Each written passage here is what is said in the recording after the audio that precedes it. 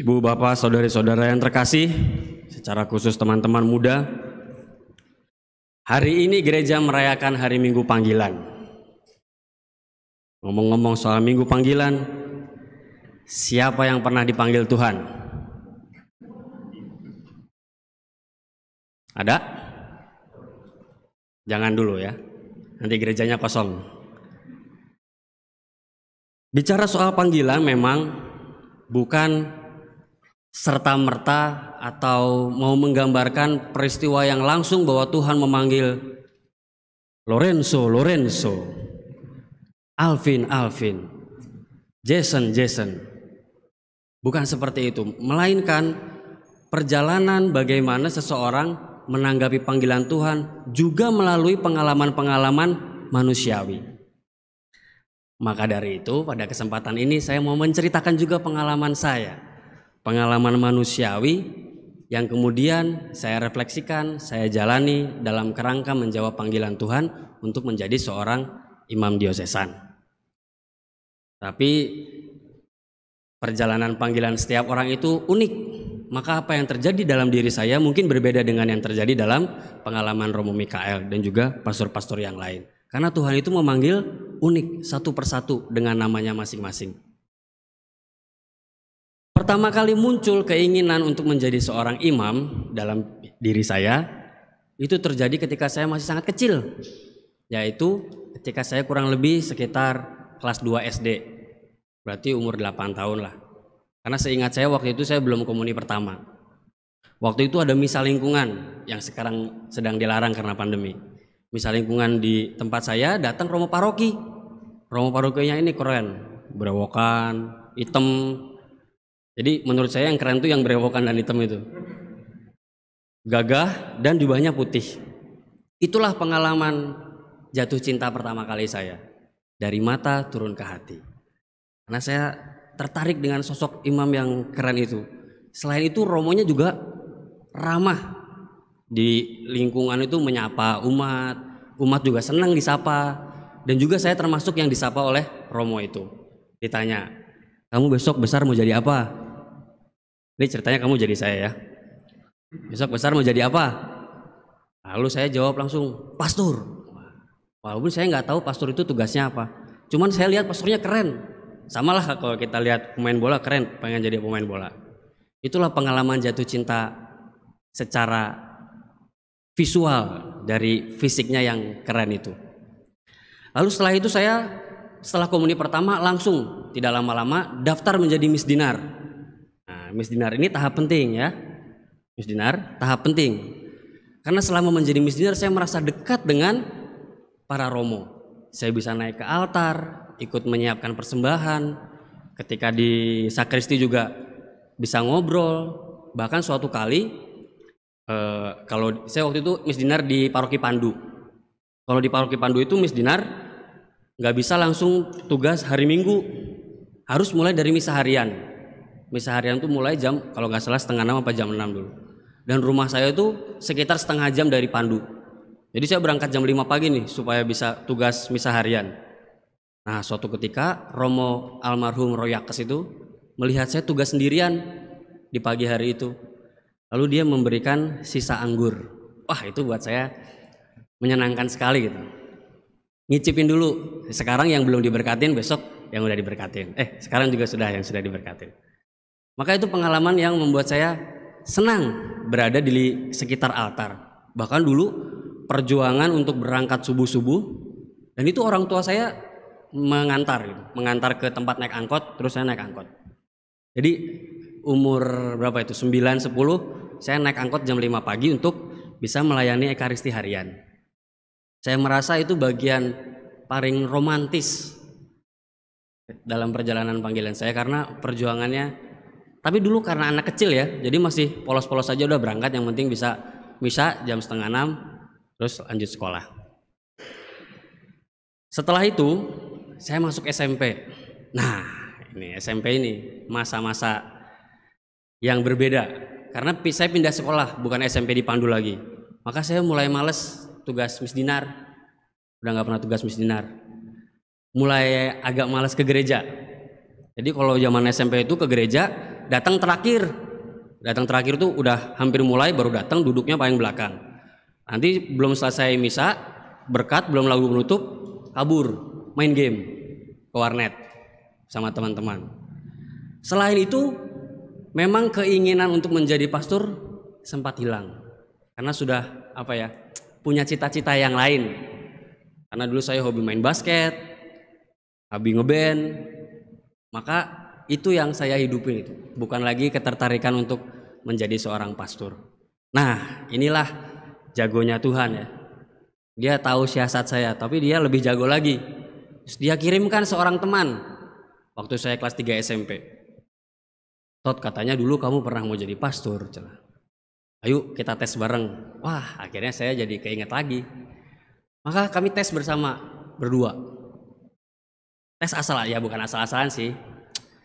Tes tapi ya yang penting tes dulu lah, nanti hasilnya belakangan. Dan ternyata diterima.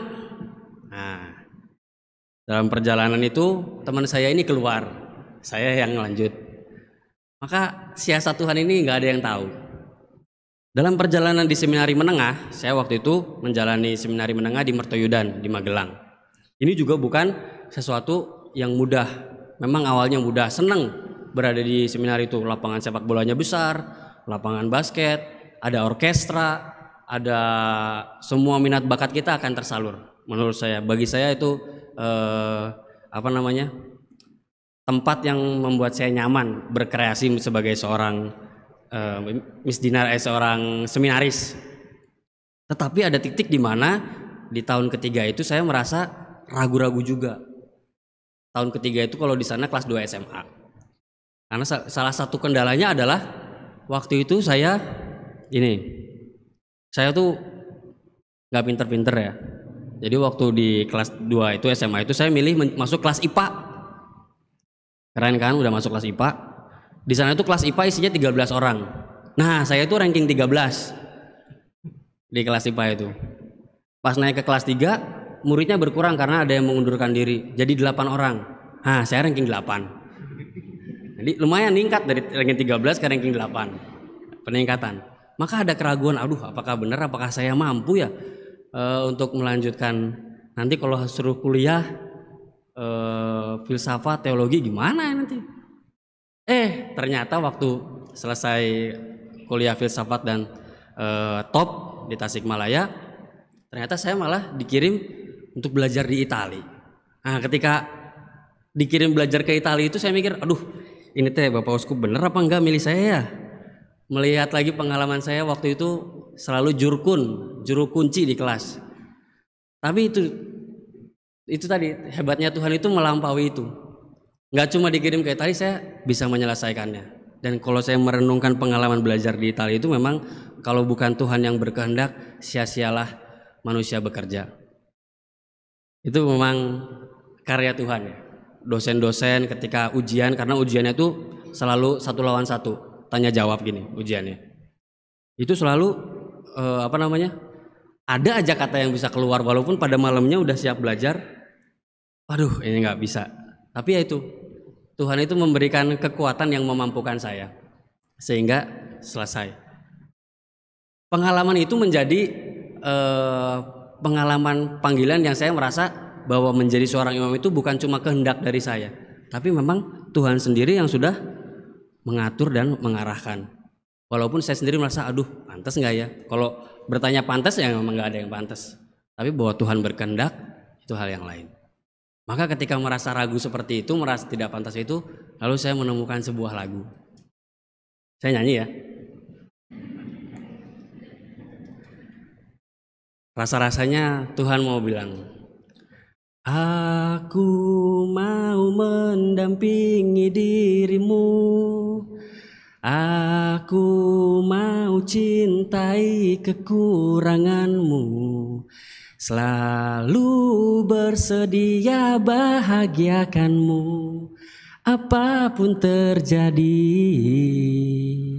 ku pastikan aku ada. Nah, kurang lebih kayak gitu tuh. Jadi walaupun saya ragu, merasa tidak pantas, tapi Tuhan bilang kekuranganmu pun akan saya cintai dan saya akan mendampingi kamu. Maka maju terus. Lalu ini pertanyaan favorit kalau lagi sharing panggilan sama anak muda ini biasanya. Apa kira-kira OMK? Pertanyaan favorit kalau sharing panggilan sama frater sama suster? Agnes? Nanti kalau jadi suster ditanyain pasti.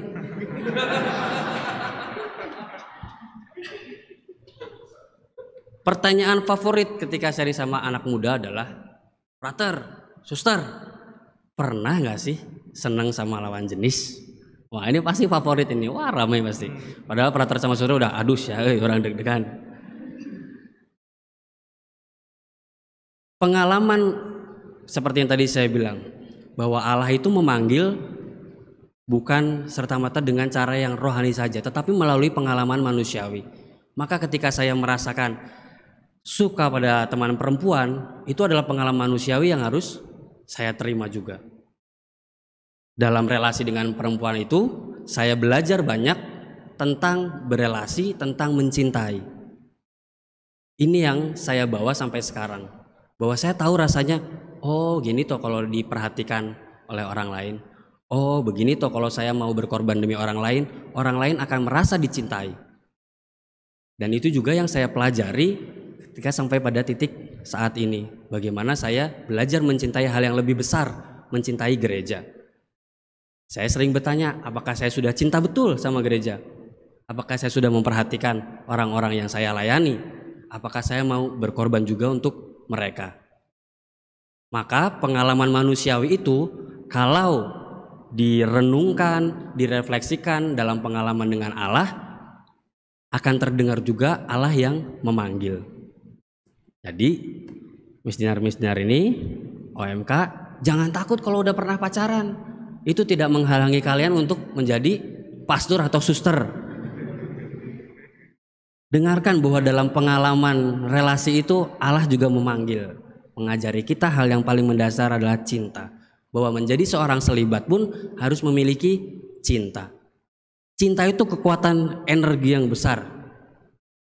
Maka seorang suami, seorang istri yang punya cinta bisa melakukan hal yang tidak terduga.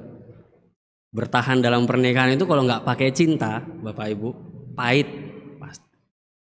Dan seorang imam, seorang suster pun kalau tidak punya cinta akan terus-menerus kecewa. Karena cinta ini yang bisa membuat orang melakukan pelayanan-pelayanan, memberikan diri. Dasarnya cinta itu memberikan diri. Oleh sebab itu Minggu Panggilan selalu menggunakan bacaan Injil seorang gembala yang baik yang diawali dengan aku memberikan nyawa bagi domba-dombaku. Karena itu intinya adalah cinta adalah memberikan diri. Waktu saya kecil memang orang tua saya tuh tidak pernah mengarahkan, Lorenzo kamu harus jadi pastor. Nah, mama saya nggak pernah kayak gitu. Tetapi ternyata ada rahasia yang muncul kemudian. Karena di tahun ketiga di seminari ada namanya Hari Kunjungan Orang Tua, di mana orang tua datang semua lalu kita rekoleksi bersama. Dalam kesempatan itu diceritakan oleh mama saya kenapa saya diberi nama Albertus.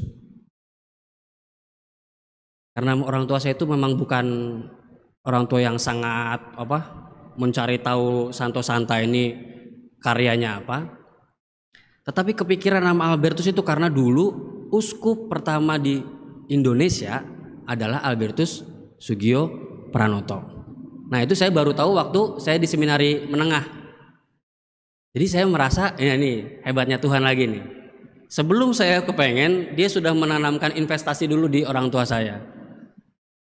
Lewat doa dan harapan. Walaupun selama perjalanan itu nggak pernah dikatakan kepada saya. Bahkan waktu saya pengen masuk seminari, bapak saya sempat nggak boleh. Karena takut kehilangan anak laki-laki satu-satunya. Tetapi lalu didekati oleh ibu. Nah ini hati-hati sama kekuatan doa ibu. Bukan doa ibu bos ya. Doa ibu itu memang kekuatannya. Doa yang ibu saya pelihara sejak saya mungkin di kandungan dengan harapan itu. Yang saya rasa juga memberikan kekuatan yang tak terlihat. Yang akhirnya membawa saya juga sampai pada saat ini. Maka ibu bapak saudari-saudara yang terkasih, berbicara soal Minggu Panggilan, memang secara khusus gereja ingin berdoa mohon kesuburan panggilan bagi para pelayan-pelayan gereja, pastor, suster, bruder. Tetapi juga kita diajak untuk merenungkan juga bahwa panggilan itu dalam hal-hal yang manusiawi Tuhan menginginkan sesuatu yang baik dalam diri kita, asal kita juga mau mengikutinya. Semoga dalam minggu panggilan ini kita terus berdoa untuk kesuburan panggilan dalam gereja kita. Doanya jangan cuma Tuhan berikanlah panggilan yang subur, tapi semoga kita juga mau Tuhan berikanlah kepada anak saya panggilan itu. Nah kadang-kadang kita kan Tuhan panggilan banyakin romonya, banyakin susternya, tapi jangan anak saya. Wah, anak tetangga aja. Nah kalau nggak salah romo kali ini bagi korban ini, doa dari tetangganya kayaknya.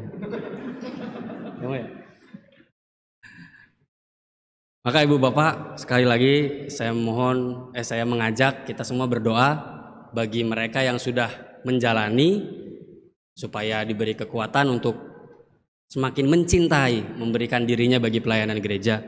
Juga bagi orang-orang muda kita, semoga mereka menemukan pengalaman-pengalaman dipanggil, baik secara rohani dalam doa-doa mereka maupun dari pengalaman-pengalaman manusiawi. Dan marilah kita juga berdoa bagi panggilan kita masing-masing. Semoga dalam menjalani panggilan kita masing-masing apapun itu, kita boleh meneladan Yesus Gembala yang baik yang mau memberikan nyawanya bagi domba-dombanya. Marilah kita hening sejenak.